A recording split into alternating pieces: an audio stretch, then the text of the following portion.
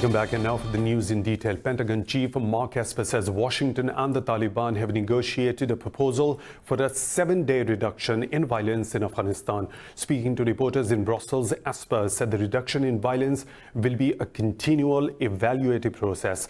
The Pentagon chief said the best solution to the war in Afghanistan is a political agreement. Esper said he consulted the proposal with allies in a series of productive bilateral and collective meetings. The US and the Taliban have been on the brink of a breakthrough since September, before President Donald Trump abruptly called off the talks. Earlier, Afghan President Ashraf Ghani said there had been a possible breakthrough in US-Taliban talks in Qatar. Turkish President Recep Tayyip Erdogan has arrived in Islamabad today on a 2-day official visit. Prime Minister Imran Khan received the Turkish President and his wife Amin Erdogan at the Noor Khan Air Base in Rawalpindi. Upon the arrival, the visiting President was accorded the Guard of Honor at the Prime Minister House in Islamabad. Pakistan's Foreign Ministry says Erdogan will hold one-on-one meetings with Prime Minister Imran Khan and the country's other top leadership. The ministry said the two leaders will co-chair the 6th session of Pakistan-Turkey High-Level Strategic Cooperation Council. The session will be followed by a joint declaration, while a number of important agreements are expected to be signed. The ministry said President Erdogan will also address a joint session of Pakistan's parliament tomorrow.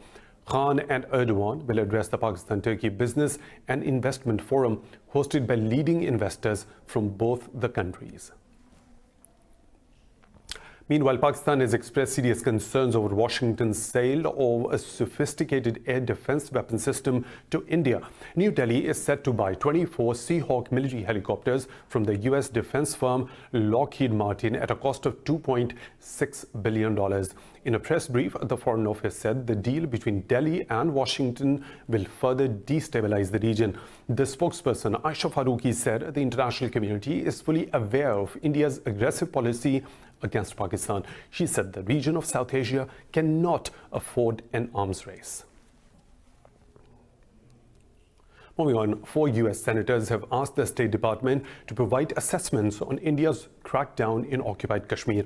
In a letter to the Secretary of State, Mike Pompeo, the lawmakers have asked Washington to pursue India to end its lockdown of the occupied valley. They expressed concerns over the communications blackout and human rights violations in occupied Kashmir. They said India has imposed history's longest ever internet shutdown by a democracy, paralyzing businesses, healthcare and education. The lawmakers also raised the issue of hundreds of Kashmiris, including key politicians, under arrest for 3 months. The occupied valley has been reeling under India's lockdown and communications blackout for the past 193 days. US Cambridge City has become the second city to pass a resolution against India's controversial citizenship law. Last week, Seattle City Council passed the resolution condemning the new law. The Cambridge City Council has asked Indian Parliament to repeal the law and stop a proposed National Register of Citizens. The resolution said the new act uses religion as a criterion for Indian citizenship. Meanwhile, Indian Union Territory, Puducherry, has also passed a resolution registering strong protest against the law. The resolution stated the Citizenship Amendment Act has caused pain and chaos among the people across the country. The Trump presidency in the United States is practically synonymous with pointless walls. Now, another wall is being dedicated to the US president in the Indian city of Ahmedabad, so he won't have to look at a local slum when he visits later this month. Details in this report. The slum being hidden behind this 400-meter wall houses 800 families. Locals say it's a waste of taxpayer money that should have been spent on bettering people's lives. Instead, it has only made things worse for many citizens. The government should spend in a way that benefits the poor. What's the point of spending thousands of rupees building this wall and hiring workers? We are poor people, and we used to have a business here, which was shut down due to the wall's construction. The contractor building this monstrosity specified the government wanted the wall to conceal the slum completely. It stretches along the route to the joint Trump-Modi roadshow in Ahmedabad titled Kemcho Trump. It will be an event along the lines of the Howdy Modi rally in Houston last September. Regardless, the Indian government is certainly having a better time building its wall than Trump is in the US, where construction work on the border with Mexico continues to face delays and financial hiccups. Turkey's Defense Ministry Hulusi Akar says Ankara will use force against radical groups and others violating the ceasefire in Syria's Idlib province. In a statement, the defense minister said Turkey is sending additional reinforcements to its positions in Idlib.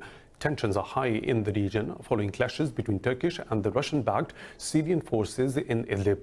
Earlier, Turkey said it has killed 55 Syrian soldiers in the northwestern Idlib province. The attack comes after Ankara threatened to strike Syrian forces in retaliation to an assault which killed 13 Turkish soldiers. Yesterday, Turkish President Recep Tayyip Erdogan accused Moscow of committing a massacre in Syria. Russia rejects the allegation, saying Ankara is breaking its ceasefire agreements with Moscow. The US Senate has advanced legislation to limit President Donald Trump's ability to wage war against Iran. The partisan resolution would give Congress the power to authorize the use of military force if necessary. More in this report. With the tensions between Washington and Tehran not letting up, many believe war is still a possibility. To guard against an impulse or accident making the situation worse, the US Senate has passed the War Powers Resolution. The measure is meant to restrain the president's ability to wage war without congressional approval. 8 Republicans joined Democrats to support the resolution 51-45 to proceed to a final vote. President Trump believes the bill will send a message of weakness to Tehran. The bill's lead sponsor, Democratic Senator Tim Kaine, however, argues that Congress is only standing up for the rule of law. If we decide to go to war, we should do it based on careful deliberation.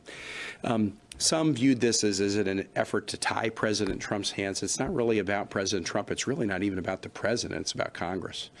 It's about Congress fully inhabiting our Article 1 role to declare war and taking that deliberation seriously. Some thought, well, maybe this will send a bad message to adversaries around the world. We don't send a message of weakness when we stand up for the rule of law. Republican Senator Mike Lee said Congress authorizing a military action against Iran shows strength, not weakness. There is abundant support for the United States taking tough positions with regard to Iran. And that as part of that, we want to make sure that any military action that needs to be authorized is in fact authorized properly by Congress. That doesn't show weakness. That shows strength. And I think that's the strength that's going to unfold as we debate this. Last month, the House of Representatives passed a similar resolution after the assassination of Iran's military commander Qasem Soleimani. Under the US Constitution, Congress, and not the President, holds the power to declare war. In Iraq, hundreds of women have rallied across the country against the government. They demanded greater inclusion in the political system. The all-female demonstrations took place in capital Baghdad and the southern cities of Basra, Najaf and Nasiriyah. They demanded more rights and accountability for those responsible for the deaths of the protesters. The demonstrators said the voice of women is a revolution. Since October, nearly 500 people have been killed. The Saudi-led coalition fighting in Yemen says it has begun judicial proceedings against military personnel suspected of violating international humanitarian law. Coalition spokesman said judgments in the unspecified cases will be announced once reached. At a news conference in London, the spokesman said the coalition is committed to the provisions and the rules of international humanitarian law. The Saudi state media said the coalition will hold violators of international humanitarian law in accordance with the laws and regulations of each country in the coalition. Yemen has been devastated by conflict that escalated in March 2015 when Houthi rebels seized much of the country's western territory. In Libya, fierce clashes have erupted between rival forces in Tripoli a day after the UN Security Council called for a lasting ceasefire. Libya's UN-recognized government says flights have been suspended at Tripoli's only functioning airport following a rocket attack. A government spokesman confirmed fighting has broken out in the capital's suburbs. He accused Haftar of repeatedly violating the fragile truce since January the 12th. According to the UN, over 1,000 people have been killed in clashes since Khalifa Haftar's forces launched his Tripoli offensive in April last year. In China's Hubei province, 242 people have died from the new coronavirus in the deadliest day of the outbreak so far. China's National Health Commission says almost 1,500 people have been confirmed infected in the last 24 hours, marking a tenfold increase. 1,363 people have now died from the disease, while over 60,000 have been infected. More in this report. That toll from the new coronavirus is still climbing, claiming lives in China every day. The new approach to diagnosis has seen the number of cases dramatically increase, while the World Health Organization says so far there is no end in sight. We need to focus on the task, and the task is to contain the virus, to detect the cases, to treat the cases. If we keep doing those things, yes, we may see a drop in the number of cases, but I think it's way too early to try and predict the beginning, the middle, or the end of this epidemic. Officials in Rio de Janeiro have stepped up their preparations for any possible coronavirus cases during Brazil's carnival season. Panic and hysteria continue to spread. Government officials are worried. It's a concern because there is a great movement of people and large number of tourists coming into the country from all over the world. So when one thinks about it, coronavirus can be transmitted through drops in the transmission area, then yes, it is concerning. In Japan, another 44 people have tested positive on the cruise ship quarantined in Yokohama. The total number of cases on board have now risen to 218. Valentine's is a big business day for restaurants everywhere, but in China, the new coronavirus threat is keeping couples at home, killing expected profit margins. More in this report. Valentine's Day is usually a very busy time for Bill Ho, a restaurant owner in Shanghai. But this year, his French dining spot is empty, save for employees carrying out disinfection duties in the kitchen. The restaurant has barely earned any money since 24th January. Valentine's Day is here and we have 0 reservations. We didn't get any calls. So the epidemic is having a pretty huge impact on us.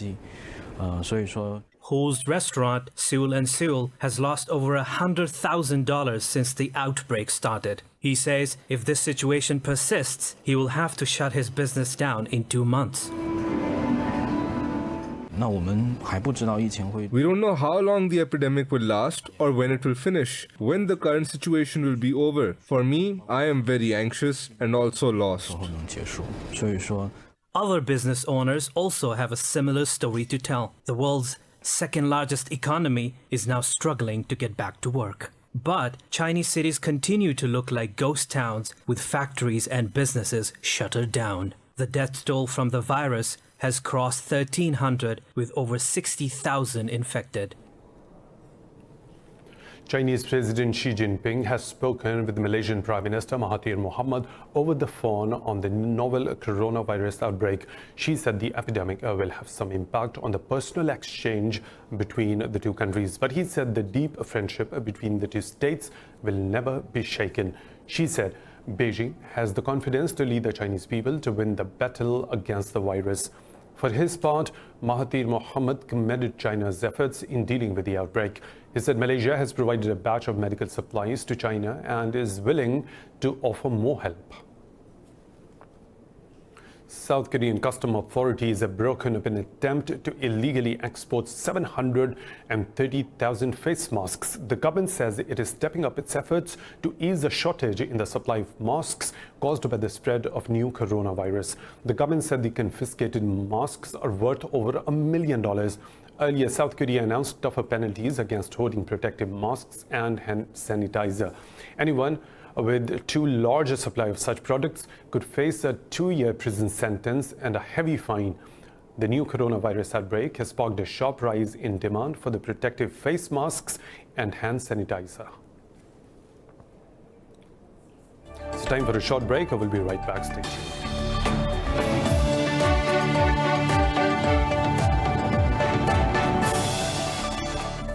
Welcome back. The WHO says it is extending its global emergency for the Ebola outbreak in DR Congo for another 3 months. The UN Health Agency says signs of improvement are extremely positive. WHO Chief Tedros Adhanom Ghebreyesus said one case of Ebola in an area as unstable as eastern DR Congo could create a larger epidemic. Earlier, the WHO said progress has been made to combat the disease in the country's conflict-battered North Kivu and Ituri provinces. The WHO's regional director for Africa said the country's situation is different now than a few months ago. The UN says around 8,000 people have fled Cameroon into Nigeria over the past 2 weeks to escape violence. The exodus comes amid clashes between Cameroonian security forces and the armed separatists. UNHCR says the number of refugees has risen to almost 60,000. It said refugees reported fleeing violence and some even arrived across the border with gunshot wounds. In October 2017, an armed revolt erupted in Cameroon's English-speaking northwest and southwest regions bordering Nigeria. The insurgents, they want to break away the French-speaking bulk of the country in a conflict that has claimed more than 3,000 lives. Britain's Finance Minister Sajid Javid has resigned just weeks after Brexit. In a statement, the government said the current Chief Secretary to the Treasury, Rishi Sunak, will be the new Finance Minister. Javid's resignation came as Prime Minister Boris Johnson carried out the first reshuffle of his cabinet since winning a majority in December's election. British media reported that Javid rejected an order to fire his team of aides. He was due to deliver his first annual budget in 4 weeks. The former Home Secretary was appointed Chancellor by Johnson after becoming Prime Minister in July. The European Parliament has approved a tough opening position for talks with the UK on its future relationship with the EU. Members of the European Parliament passed a resolution asking Britain to follow EU policies. The resolution calls for measures to ensure Brexit does not cause gender discrimination and to avoid a crackdown on tax havens with links to the UK. It also demands a dynamic alignment of the country with the EU laws. The resolution says the UK should commit to fair economic competition to prevent European businesses being undercut by British rivals.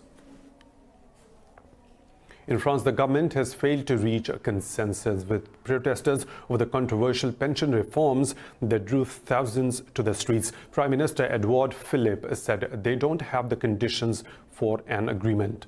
After a meeting with the union leaders, he said they believe in a social dialogue. He said that the National Assembly will be a place to hold a debate on this topic. President Emmanuel Macron is pressing ahead with creating a universal pension system, but trade unions say the reforms mean workers could have to work longer and get a lower pension. The pension reform bill is now in the parliament, facing a record 22,000 amendment proposals from the lawmakers. As the parliament will start debating on the reform from February 17th, Paris metro workers have called for a fresh strike.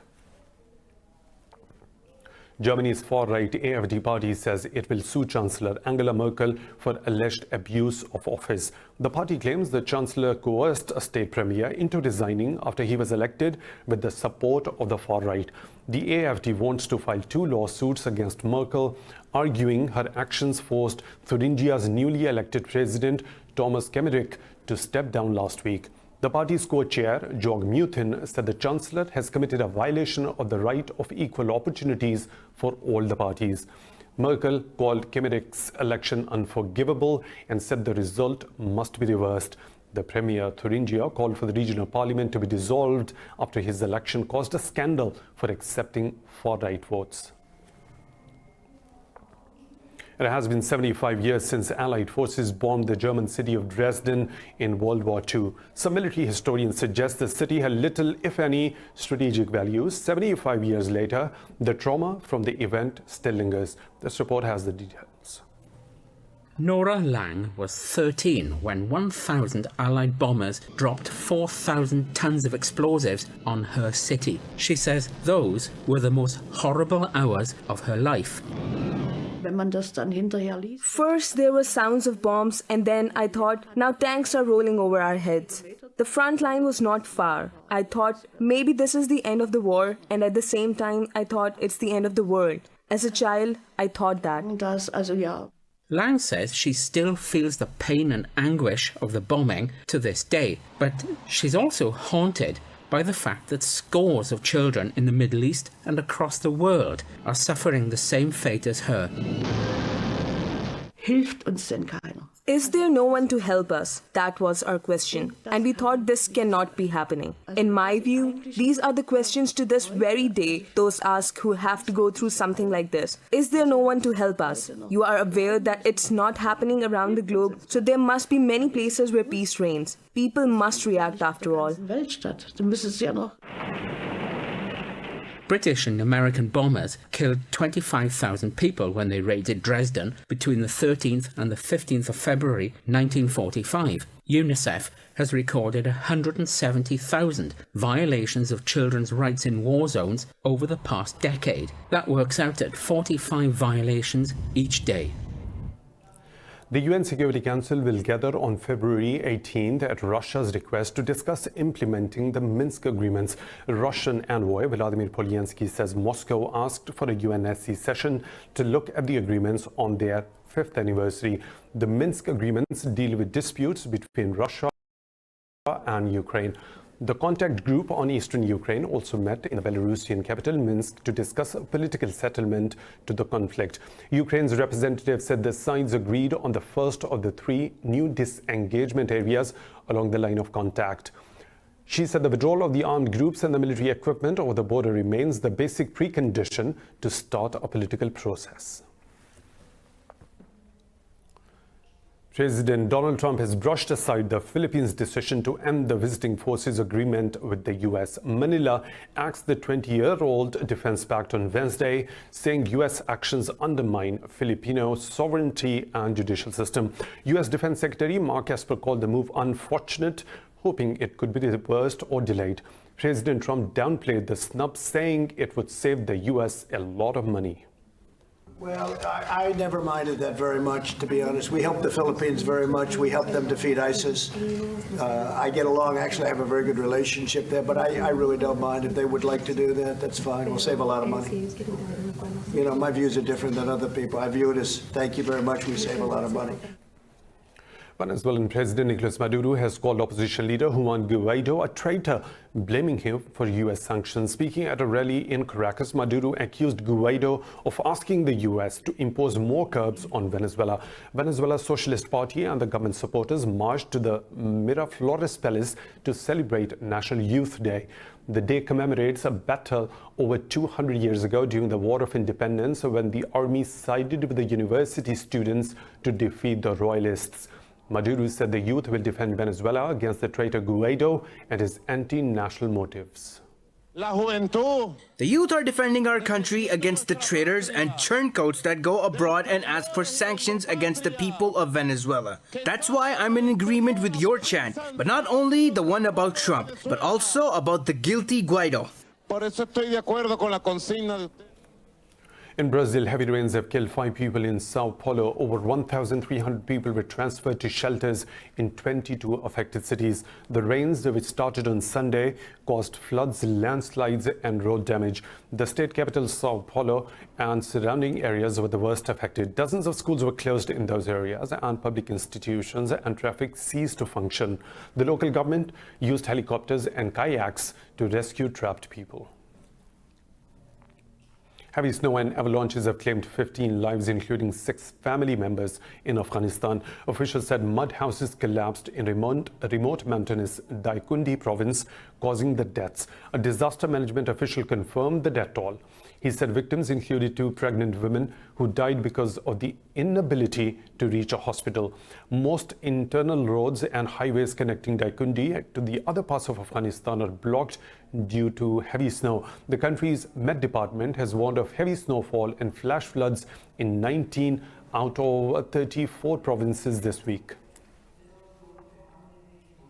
13 people are killed after a private bus collided with a truck in India's northern state of Uttar Pradesh. Witnesses say a bus carrying over 40 passengers hit a stationary truck from behind. Police say 31 others are injured in the accident near the Firozabad city on the Agra-Lucknow expressway. They said the bus was going from Indian capital Delhi to the eastern state of Bihar. Residents from the Greece's Aegean Islands traveled to Athens to protest against the government plans to replace overcrowded migrant camps. Locals from the islands, including Lesbos and Samos, demonstrated outside the Interior Ministry office in the capital. The government plans to close the island camps and move asylum seekers to the mainland. Athens also plans to return those who do not qualify for the asylum to their respective countries. A few thousand newly arriving migrants will be shifted to closed reception centers on the islands. The government says their movements will be restricted and their stay will be temporary. The migrant crisis in Greece has reached a boiling point in the last few weeks, with protests both by local residents and the migrants. In South Africa, extreme drought is killing livestock animals across the northern Kalahari. The arid climate is hitting farming and the tourism industry. Forced to interrupt their work, farmers and hoteliers alike desperately wait for rain. This report has more. More than 1,000 animals have died on this Northern Cape game farm over the last few months, as South Africa's entire Kalahari region is being crippled by one of the worst droughts locals have ever seen.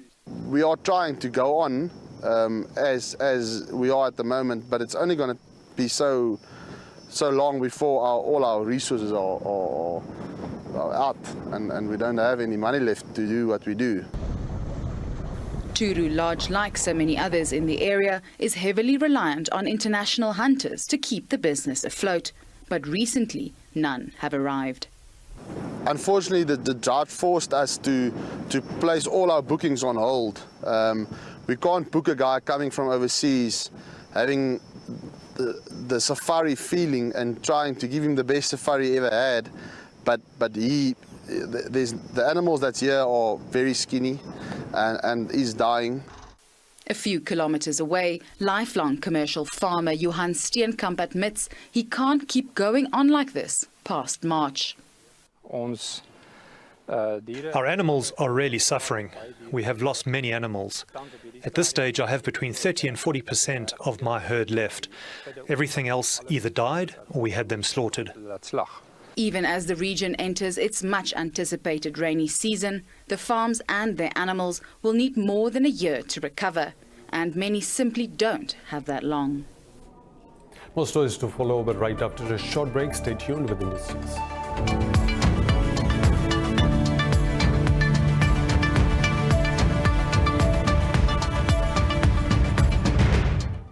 Lows and the highs of the business world now. In Palestine, a continued ban on trade by the Israeli government is making life harder for ordinary people. The Agriculture Ministry says Israel has tightened its blockade on the agricultural exports, a staple source of income for many. More in this report. Against a background of rockets, mortars and late-night Israeli airstrikes, a Gaza chocolate factory keeps going. The owner of the Al Aris factory wants to export his products to lucrative markets outside, but cannot. All the trade that happens here is controlled by Israel. The Israeli government has been strangling the economy of the Strip with a trade blockade. Without lifting and ending the Israeli siege imposed on the Gaza Strip and finding a radical solution to the Gaza Strip issue, there will be no economic activity or economic growth. Everything from processed food to vegetables to clothing, Israel controls the goods that enter and leave Gaza. Since Palestine rejected Donald Trump's peace plan, Israel has only tightened its bans, placing extra taxes and fees on goods. In Gaza, the prices of rent, electricity and fuel are high. The raw materials come through Egypt and the Israeli ports. The transportation fees are very high, so all this reflects on the price of the products.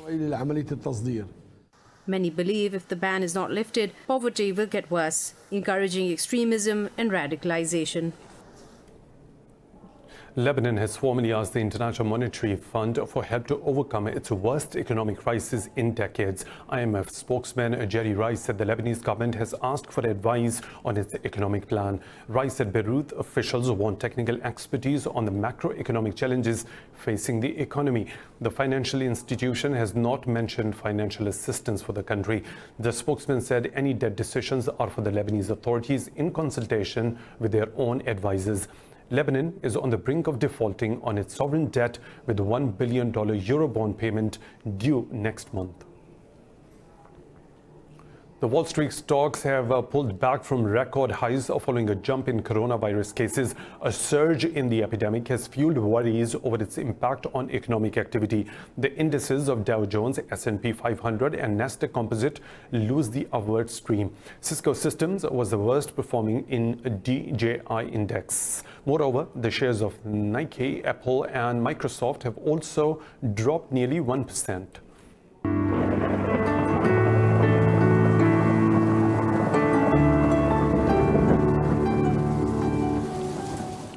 Time to take a look at the weather situation from around the globe.